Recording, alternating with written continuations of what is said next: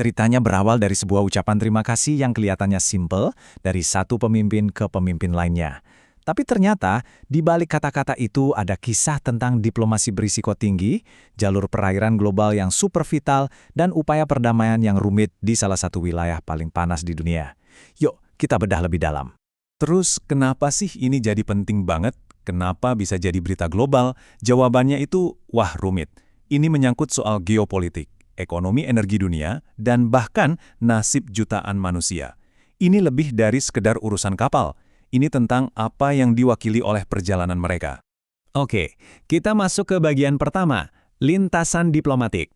Mari kita mulai dari kejadian spesifik yang jadi pemicu semua ini.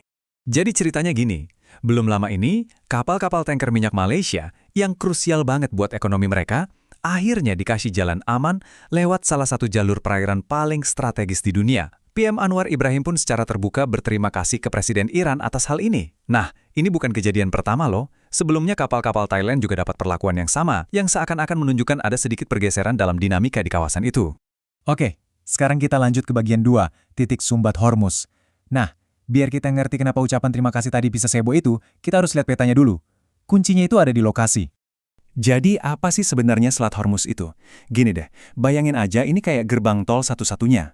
Di satu sisi, ada negara-negara penghasil minyak raksasa di Teluk Persia.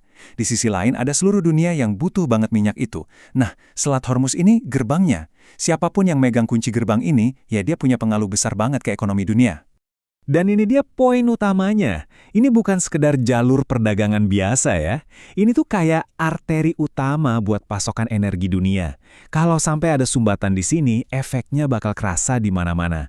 Dari pom bensin dekat rumah kita, pabrik-pabrik, sampai listrik di rumah kita di seluruh planet ini.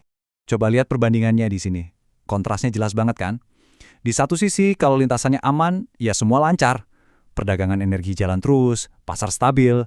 Tapi di sisi lain, kalau sampai diblokir, wah itu artinya kekacauan.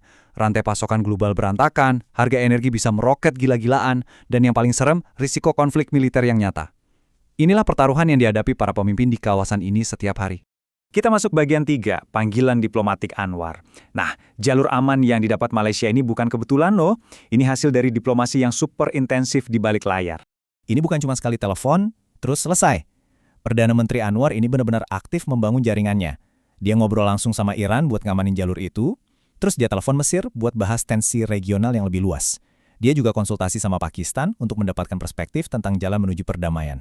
Kelihatan kan? Ini gambaran seorang negarawan yang bekerja di banyak lini. Dari semua percakapan itu, Anwar berhasil nemuin inti masalahnya.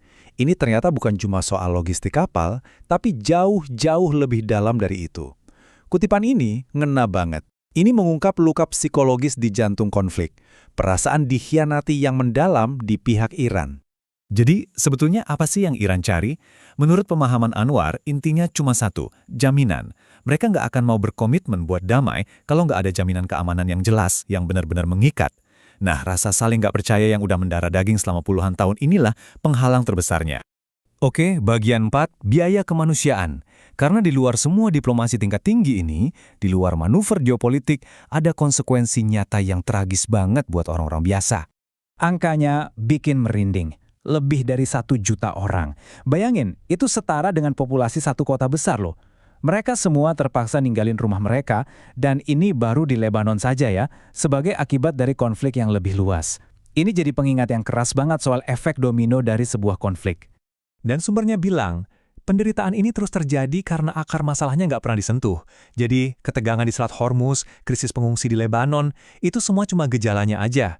Masalah inti yang belum terselesaikan inilah yang terus jadi bahan bakar konflik di seluruh kawasan. Oke, kita sampai di bagian terakhir, jalan yang sulit menuju perdamaian.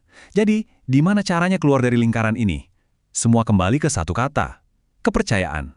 Slide ini merangkum semuanya. Rintangan menuju perdamaian itu, wah, berlapis-lapis. Ada rasa saling tidak percaya yang sudah puluhan tahun, nggak adanya perjanjian yang benar-benar mengikat, dan kegagalan buat ngatasin keluhan intinya. Semua masalah ini saling terkait, jadi kayak benang kusut yang susah banget diurai. Dan ini ninggalin kita dengan satu pertanyaan yang dalam banget. Di tengah konflik yang isinya cuma rasa curiga selama puluhan tahun, jaminan keamanan yang sejati itu bentuknya kayak apa sih? Kalau kata-kata udah nggak ada artinya dan perjanjian udah sering dilanggar, apa yang bisa membangun kepercayaan lagi?